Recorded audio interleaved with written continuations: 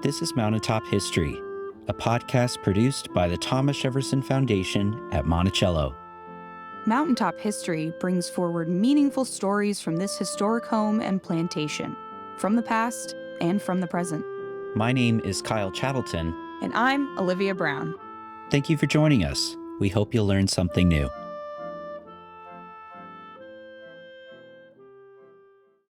For today's podcast, we focus on the relationship between Thomas Jefferson and Benjamin Franklin, their work together throughout the American Revolution, and the fond regard they had toward one another.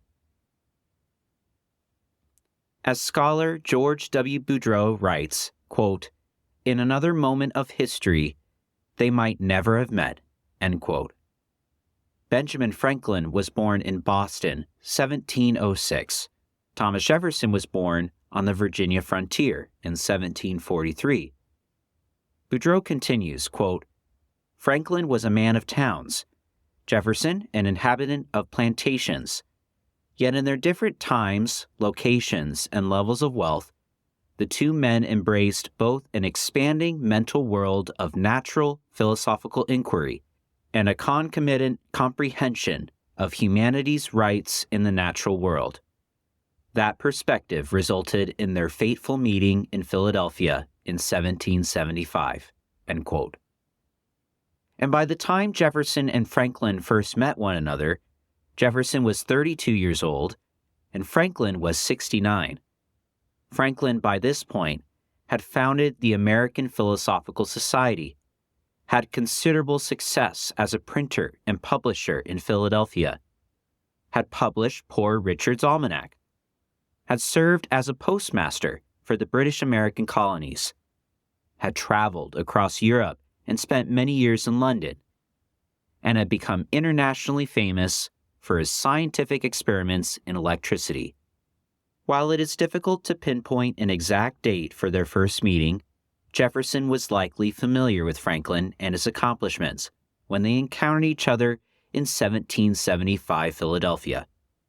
Both had been appointed members of the Second Continental Congress meeting in the city, and it was this body that would ultimately decide that 13 American colonies would break from the British Empire. Franklin likely had heard of Jefferson too. A year earlier, in 1774, Jefferson had written A Summary View of the Rights of British America. And in September of that year, Franklin received a letter from a friend who included with the letter a copy of Jefferson's summary. His friend wrote, quote, "I enclose a small pamphlet, said to be written by a Mr. Jefferson of Virginia. If you have not seen it, I believe it will please you," end quote. While Jefferson did not argue for independence from Great Britain, his pamphlet nevertheless captured a growing revolutionary spirit in the American colonies. Jefferson explained in it that he hoped his thoughts would ultimately reach King George III, quote, "that an humble and dutiful address be presented to His Majesty, begging leave to lay before him, as Chief Magistrate of the British Empire, the united complaints of His Majesty's subjects in America, complaints which are excited by many unwarrantable encroachments and usurpations, attempted to be made by the legislature of one part of the empire, upon those rights which God and the laws have given equally and independently to all," end quote. Franklin, like Jefferson, understood that British Americans were growing frustrated with the British king and parliament, and, also like Jefferson, would use his pen to make these thoughts known. In 1773, while abroad in London, Franklin wrote a satirical essay titled "Rules by which a great empire may be reduced to a small one," which was printed in the city as well as Philadelphia. Rule number 1, quote, "In the first place, gentlemen, you are to consider that a great empire, like a great cake, is most easily diminished at the edges, Turn your attention, therefore, first to your remotest provinces, that as you get rid of them, the next may follow in order. Ultimately, these tensions between empire and colonies would not be resolved easily. The battles of Lexington and Concord had already taken place when Franklin and Jefferson gathered in 1775 as members of the Second Continental Congress to see what the next steps might be for the 13 colonies. It was a remarkable environment. Jefferson wrote that, quote, "A frenzy of revenge seems to have seized all ranks of people," end quote. Yet in the midst of this, many of Franklin's colleagues in the Congress noticed his behavior. Franklin biographer H.W. Brands writes, quote, "He struck no lightning bolts of rhetoric, preferring to sit silent while others orated," end quote. In fact, some began to think Franklin might be the enemy within. William Bradford wrote to James Madison that, quote, "I can inform you that they begin to entertain a great suspicion that Dr. Franklin came rather as a spy than as a friend, and that he means to discover our weak side," end quote. Eventually, these rumors subsided, as many came to realize, as Brands writes, quote, that on the subject of resistance to British tyranny, none was more determined than Franklin, end quote. To this point, it began to affect Franklin's relationships with friends. Franklin wrote, yet did not send, a letter to William Strahan, quote, "Mr. Strahan, you are a member of Parliament, and one of that majority which has doomed my country to destruction. You have begun to burn our towns and murder our people. Look upon your hands. They are stained with the blood of your relations. You and I were long friends. You are now my enemy, and I am yours," end quote. Famously, the ongoing conflict would lead to Franklin breaking all connections with his only surviving son, William Franklin, the last royal governor of New Jersey, who chose the British cause when the Revolutionary War broke out. It might not be surprising, therefore, that when the question of independence was brought before the Continental Congress, the body chose Franklin to join a committee tasked with drafting a potential Declaration of Independence. The other members were John Adams, Roger Sherman, Robert Livingston, and Thomas Jefferson. The group began their work on June 11, 1776, but Jefferson ultimately wrote the first draft. Jefferson's first recorded letter to Franklin might have included Jefferson's draft of the Declaration of Independence. But we do know that Jefferson sought out Franklin's thoughts on what he had written, and a number of Franklin's suggestions were included in the final draft of the document. After the draft declaration was submitted to Congress, though, Jefferson became quite irritated at the host of edits made, how his text was, quote, mutilated by members of the Congress. This led to Franklin trying to cheer up his colleague, and so he told Jefferson a funny anecdote. "I have made it a rule," said he, "whenever in my power, to avoid becoming the draftsman of papers to be reviewed by a public body. I took my lesson from an incident which I will relate to you. When I was a journeyman printer, one of my companions, an apprentice hatter, having served out his time, was about to open shop for himself. His first concern was to have a handsome signboard with a proper inscription. He composed it in these words: John Thompson, hatter, makes and sells hats for ready money, with the figure of a hat subjoined. but he thought he would submit it to his friends for their amendments. The first he showed it to thought the word hatter tautologous, because followed by the words makes hats would show he was a hatter. It was struck out. The next observed that the word makes might as well be omitted, because his customers would not care who made the hats. If good and to their mind, they would buy by whomsoever made. He struck it out. A third said he thought the words for ready money were useless, as it was not the custom of the place to sell on credit. Everyone who purchased expected to pay. They were parted with, and the inscription now stood, John Thompson sells hats. Sells hats, says his next friend. Why, nobody will expect you to give them away. What then is the use of that word?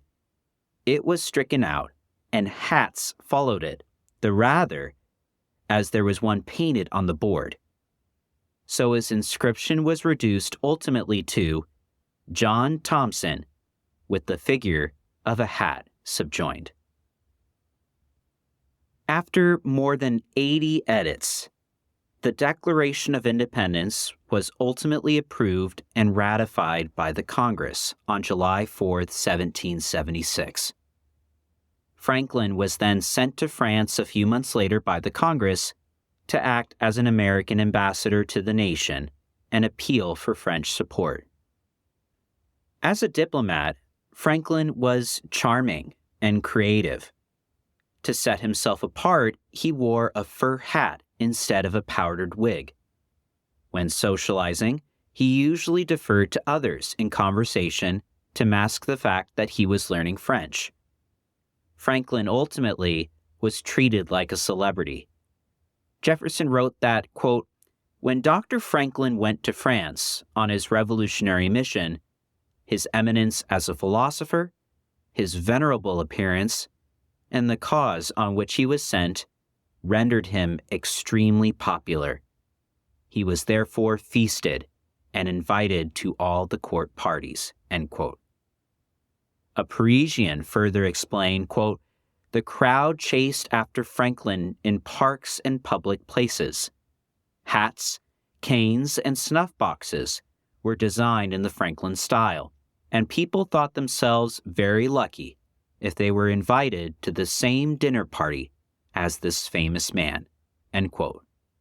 Eventually, Franklin was able to secure a military alliance with France that proved indispensable to the United States cause.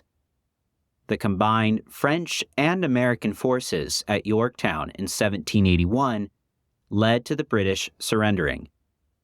And in 1783, Franklin, along with his colleagues John Adams and John Jay, signed the Treaty of Paris, formally ending the Revolutionary War. As negotiations were proceeding, Franklin heard that Jefferson would eventually arrive in France as a diplomat, but there were considerable delays. In 1782, he wrote to Jefferson, quote, I was in great hopes when I saw your name in the commission for treating of peace, that I should have had the happiness of seeing you here, and of enjoying again in this world your pleasing society and conversation. But I begin now to fear that I shall be disappointed, end quote. 6 months later, Jefferson wrote to Franklin that he had reached Philadelphia, but was late for his voyage to France. Jefferson reached Paris in August 1784. He and Franklin would only remain in the city together for less than a year, but Jefferson made sure to utilize Franklin to improve his own stature among the French. He hoped, for example, that certain introductions made by Franklin would open, quote, doors of admission for me, end quote. In time, the United States government saw fit that Jefferson replace Franklin as chief diplomat in France after his many years of service there on behalf of the national cause. Jefferson explained, quote, The succession to Dr. Franklin at the court of France was an excellent school of humility. On being presented to anyone as the Minister of America, the commonplace question used in such cases was, "It is you, sir, who replaced Dr. Franklin?" I generally answered, "No one can replace him, sir.